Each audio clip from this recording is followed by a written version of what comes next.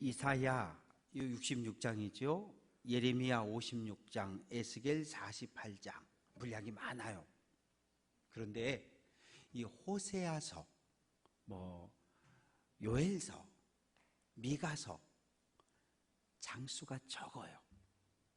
그래서 이사야, 예레미야, 에스겔은 대예언서, 분량이 작은 것은 소예언서라고 이렇게 부르고 있습니다.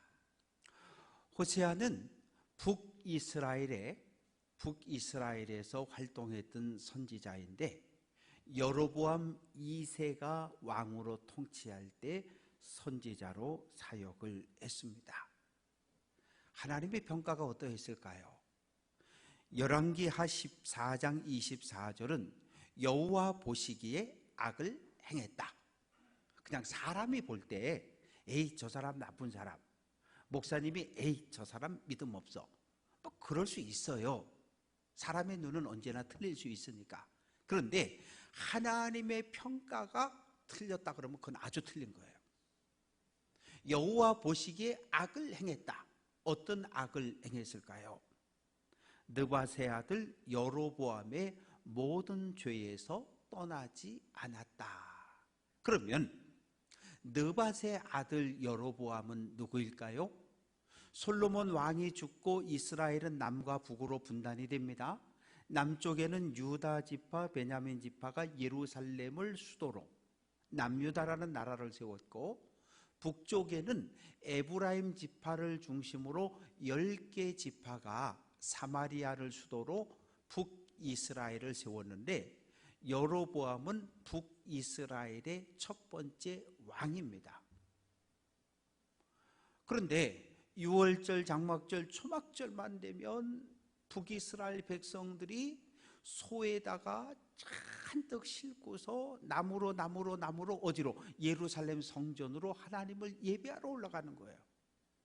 그게 마음이 아픈 거예요. 꼴보기 싫은 거예요. 저렇게 자꾸 내려가다가 나중에 그냥 아예 예루살렘으로 이사를 가면 어떻게 하나. 그래서 금송아지 우상을 둘을 만들어서요, 금을 녹여가지고 송아지, 멋진 송아지를 만들고 베델하고 단에다가 신전을 만들고 거기다가 금송아지를 하나씩 갖다 놓습니다. 그리고 선포합니다. 북이스라엘 백성들이여, 이제는 예루살렘에 내려갈 필요가 없다. 이 베델과 단에 있는 이 금송아지가 우리 조상들을, 너희를 애굽에서 인도해낸 너희의 신이다. 그리고 내려가지 못하도록 명령을 합니다. 여로보암이 죽고 200년이 지났습니다. 여로보암의 가문에서 북이스라엘의 왕이 세워졌는데 바로 여로보암 2세입니다. 41년을 통치했어요.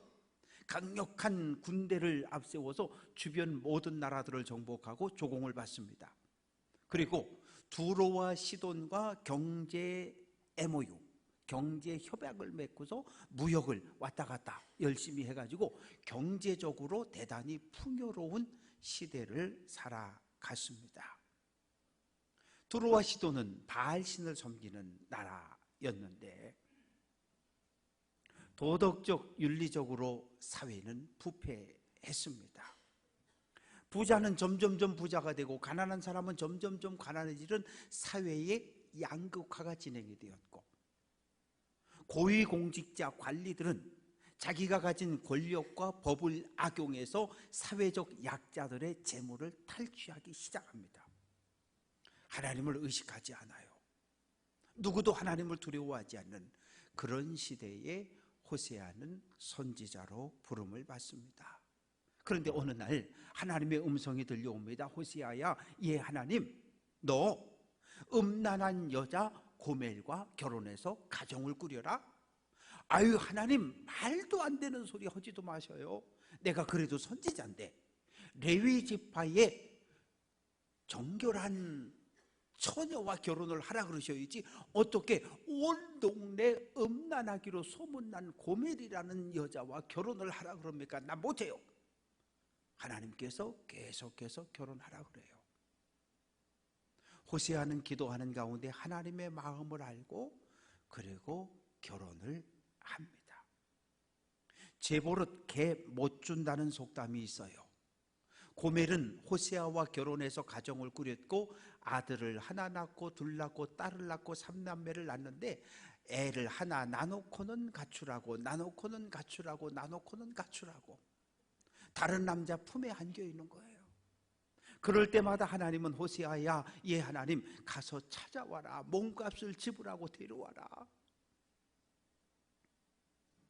다른 남자 품에 안겨있는 아내의 모습을 보는 것, 몸값을 지불하고 그 아내를 데려오는 것은 호세아에겐 큰 아픔이었고 고통이었어요. 호세아는 하나님과 이스라엘 백성을, 하나님을 남편으로 이스라엘 백성을 아내로 소개했던 첫 번째 선지자입니다.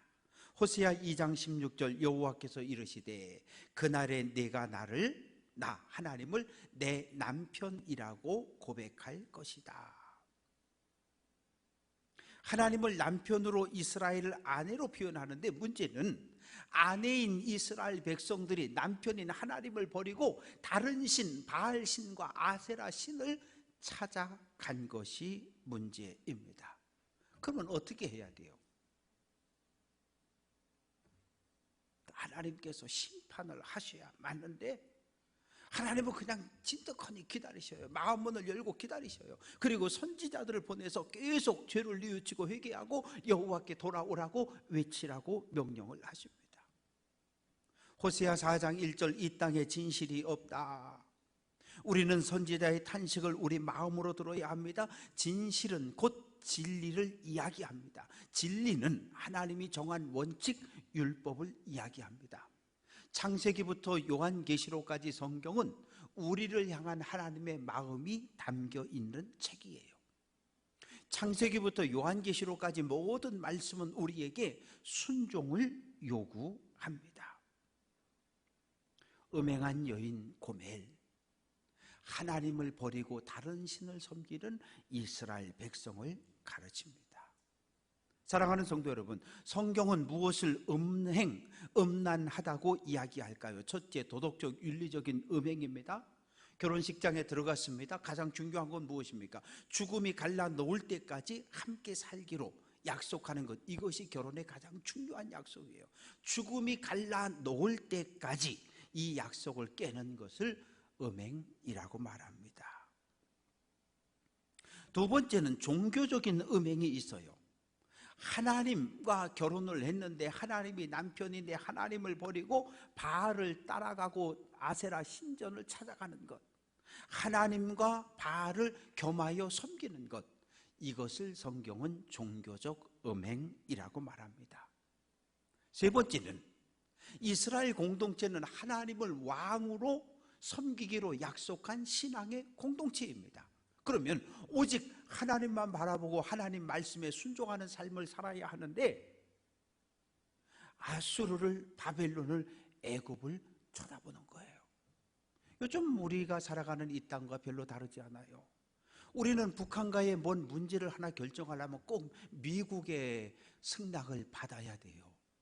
북한은 어떻습니까? 저 중국하고 러시아 가서 꼭 보고하고 그러고 나서 뭔 일을 해야 돼요. 이게 분단된 이 땅을 살아가는 우리들의 슬픔이고 아픔입니다. 호세아는 백성들을 향해 오라, 우리가 여호와께 돌아가자고 말합니다. 돌아가자는 거예요. 돌아간다는 건 발걸음을 돌려야 돌아갈 수 있는 거예요. 선지자가 볼 때 지금 백성들이 잘못된 방향으로 가고 있어요. 우리가 운전하시는 분들 알 거예요. 운전하고 가다가 깜빡해서 그만 지나쳤어요. 그러면 머리로 이 잘못했구나. 그러면 마음이 어때요? 아유, 야, 시간 늦겠다. 얼른 돌아가야지. 이런 마음이 들 때도 있지만 막 화가 나요. 누구한테? 나 자신에게. 아니면 옆에 타고 있는 아내한테. 당신이 말 시켜가지고 내가 깜빡 놓쳤잖아. 이러고 막 화를 내요. 그럼 어떻게 돼요? 유턴하는 데까지 가서 거기서 돌아오는 거. 이게 돌아오는 거예요. 머리로 알고 가슴으로 느끼고 발걸음을 돌려서 하나님에게로 돌아가는 것, 바알 신전에 찾아가는 발걸음을 멈추고 하나님께로 돌아오는 것, 아세라 신전을 향해 가던 발걸음을 멈추고 하나님께로 돌아오는 것, 이것을 돌아오라는 의미입니다. 사랑하는 성도 여러분, 사랑의 반대말은 무엇일까요? 미움, 분노, 저주? 아니요, 무관심입니다. 부부가 사랑하는 마음이 1이라도 있으면 싸워요. 여보 그러면 안 돼, 당신 잘못해, 틀렸어, 좀 바꿔 고쳐. 그런데 사랑이 1도 없어지면 나가든지 말든지, 뭘 먹었는지 마는지, 잠을 잤는지 마는지 아무 관심 없이 그냥 그러고 살아요.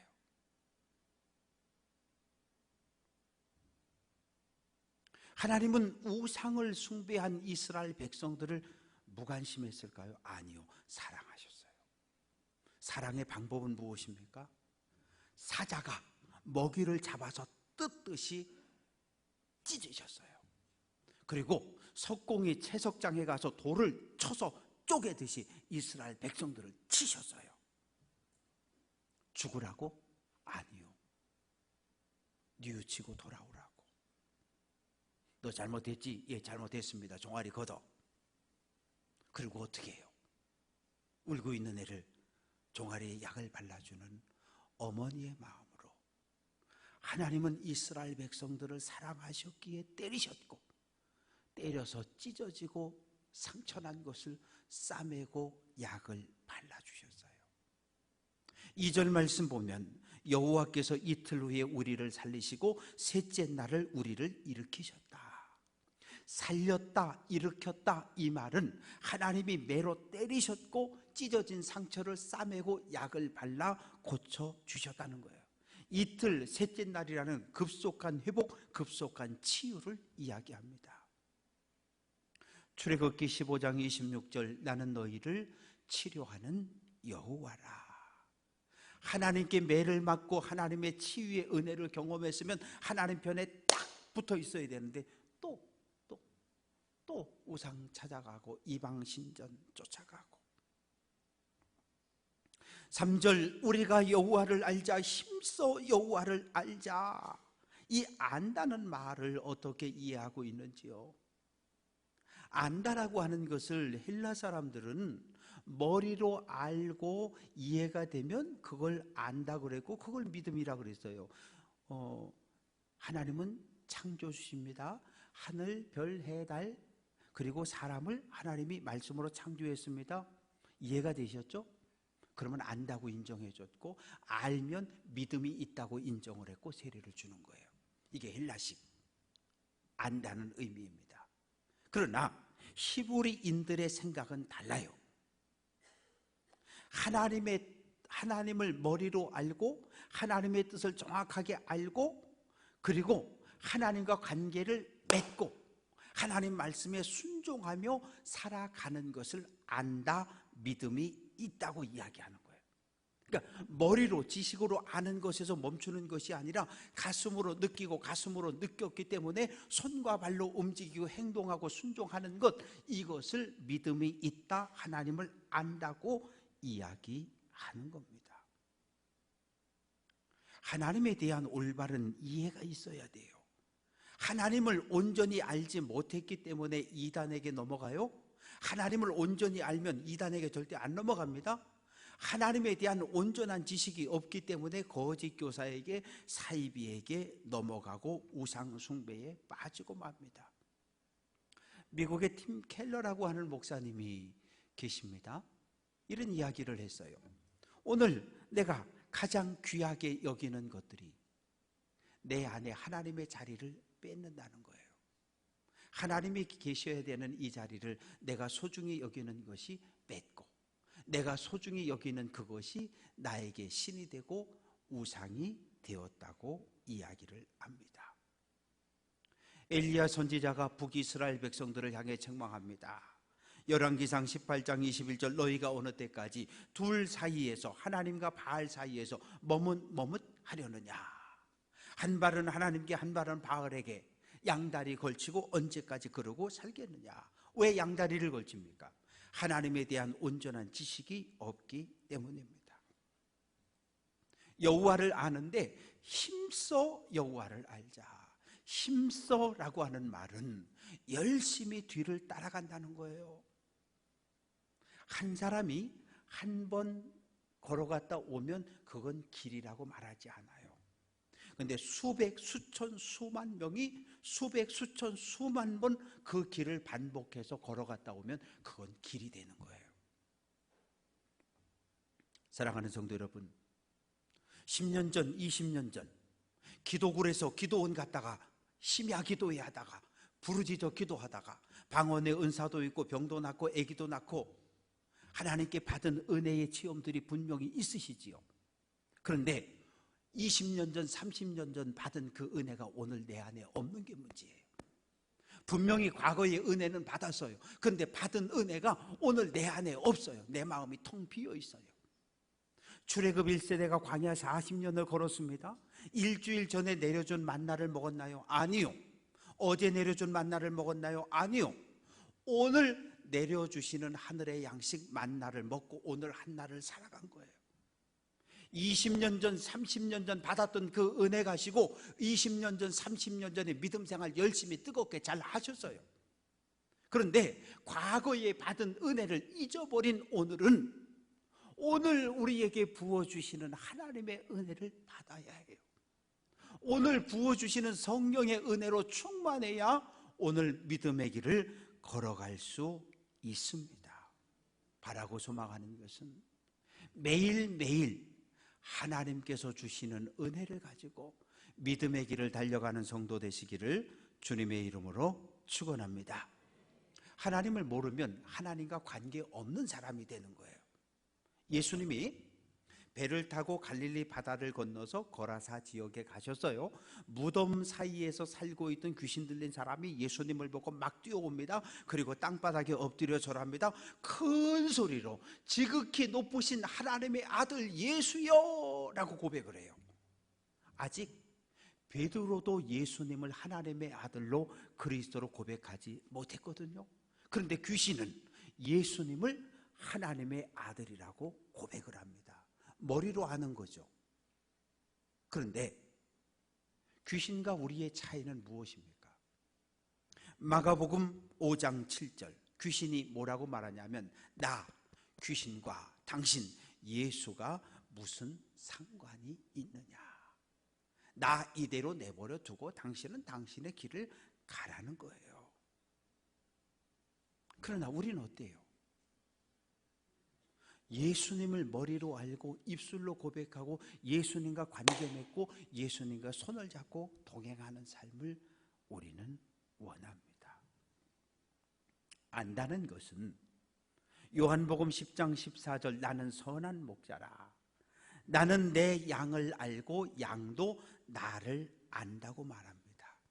머리로 지식으로 아는 것이 아니라 마음으로 가슴으로 체험되어지는 것을 안다고 이야기하는 거예요. 누가 저보고 목사님 푸틴 알아요? 푸틴 알죠? 71살 러시아 대통령 미친놈 전쟁광 온갖 욕을 다 쏟아부을 수 있어요. 그걸로 끝. 그게 아는 겁니까? 저는 푸틴하고 만난 적도 없고 푸틴하고 밥을 먹은 적도 없고 푸틴하고 단 1분도 대화해 본 적이 없는데 그게 아는 거냐고요. 전 몰라요. 그걸 안다고 말하지 않아요. 안다는 것은 적어도 여러 번 만나야 돼요. 제가 이제 와서 2년하고도 3개월이 됐잖아요. 그런데 한 번 만난 분도 있고 2번 만난 분도 있고 3번 만난 분도 있고 밥을 5번 먹은 장로님들도 계시고 한 번도 신방을 안 받아서 아직 못 가본 분들도 있고 그런데 그게 달라요. 왜?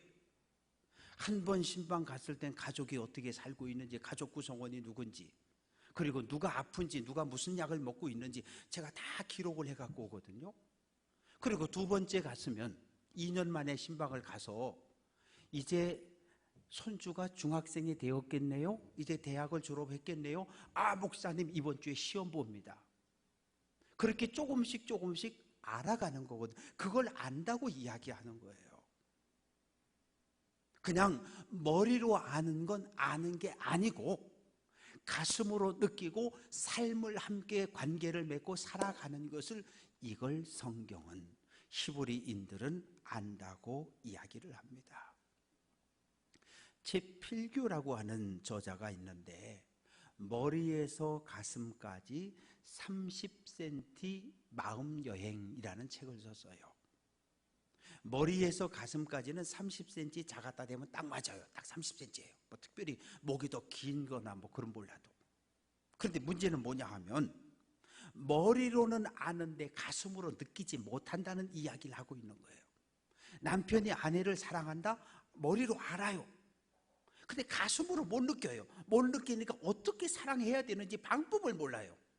머리로는 아는데, 지식으로는 아는데 가슴으로 느껴지지 않아요. 가슴으로 느껴지지 않으니까 아내가 고마운 줄 몰라요. 아내한테 미안한 마음이 없어요. 애들하고 자꾸 싸워요. 부모는 자녀를, 자녀는 부모를 서로 이해하지 못해요. 그래서 갈등과 다툼이 생겨요. 하나님 머리로 알아요. 가슴으로 체험을 못했어요. 교회 열심히 가니까 집 사주고, 교회 열심히 가니까 권사 주고, 교회 열심히 가니까 장로도 줬는데 머리로는 너무너무 잘하는데 가슴이 움직이질 않아. 가슴이 울렁울렁거리고, 누가 슬프고 누가 아프고 누가 사고 났다 그러면 막 마음이 안절부절해가지고 전화하고 쫓아가고 기도하고, 이런 마음이 있어. 이런 마음이 전혀 안 들어. 어떤 사람은 만나면 오래간만이라고 반갑게 끌어안고 악수하고 밥 먹자 그러고 차 마시자 그러고, 어떤 사람은 만나도 인사도 안 해. 쳐다도 안 봐. 안녕하세요 얼굴 돌려. 이게 무슨 가족이냐고요.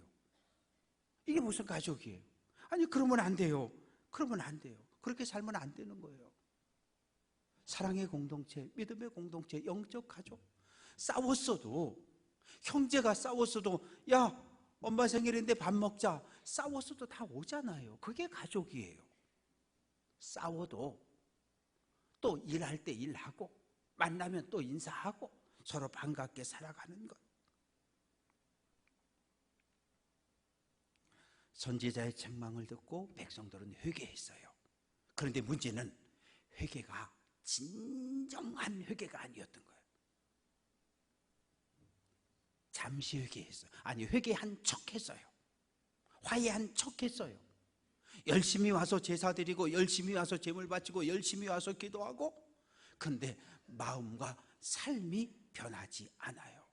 그래서 하나님이 탄식을 합니다. 에브라임아 내가 내게 어떻게 하랴. 유다야 내가 내게 어떻게 하랴. 내가 너한테 얼마나 더 사랑을 베풀고 능력을 행하고 너희를 더 얼마나 참아주어야 너희들이 진심으로 회개하고 내게 돌아오겠니? 라고 하나님께서 탄식을 하십니다. 하나님 우리에게 요구하는 것 딱 하나 있어요. 레위기 11장 45절 같이 한번 해볼게요. 내가 거룩하니 너희도 거룩하라. 하나님이 오늘 우리를 향해서, 야 이용호 목사,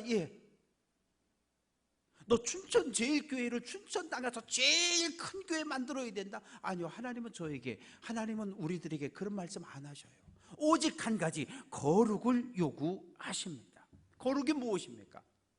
죄인의 길에서 벗어나는 것이 거룩이고, 악인의 유혹을 뿌리치는 것이 거룩이고, 죄의 종에서 사탄에 매여있던 그 자리를 떨치고 일어나 하나님의 편에 와서 서 있는 것, 하나님과 관계 맺는 것, 이것을 성경은 거룩이라고 이야기합니다.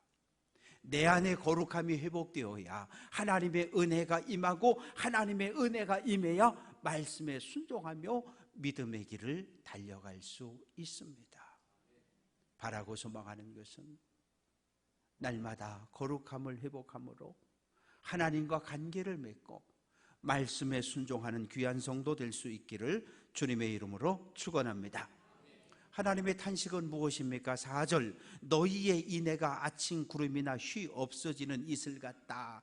인애, 변함없는 사랑입니다. 요한일서 4장 8절 하나님은 사랑이라. 우리를 향한 하나님의 사랑은 우리가 잘 나갈 때, 우리가 고난당할 때, 병들었을 때, 건강할 때 어떤 상황에서도 하나님의 우리를 향한 사랑은 변함이 없으셔요. 그런데 우리는 달라요. 아침 저녁으로 변해요. 아파트 청약한 거 됐다? 하나님 감사합니다. 기도했는데 응답이 없다? 하나님 해도 너무하시는 거 아니에요? 어떤 상황에 처해 있느냐에 따라서 하나님을 감사하고 찬양했다가 하나님을 향해 원망과 욕설을 막 퍼붓는 것이 우리들의 모습입니다. 그러면 안 돼요. 한결같아야 돼요. 어떤 상황에 처해 있든 상관없이 하나님을 향한 한결같은 믿음을 지켜낼 수 있는 귀한 성도들 될 수 있기를 주님의 이름으로 축원합니다. 하나님의 은혜를 많이 받았어요. 많이 받았는데 가끔 춘천 시내에 보면 안개가 자욱하게 끼잖아요. 그러면 아침에 운전할 때 사고들이 많이 나요. 그리고 살살 가야 돼요. 그런데 9시 반 10시 돼도 해가 딱 떠가지고 힘을 발하기 시작하면 일순간에 안개가 사라지는 것처럼. 그런데 이스라엘 백성들은 하나님을 향해 사랑이 일순간에 사라졌다는 얘기예요. 그것을 선지자는 책망합니다.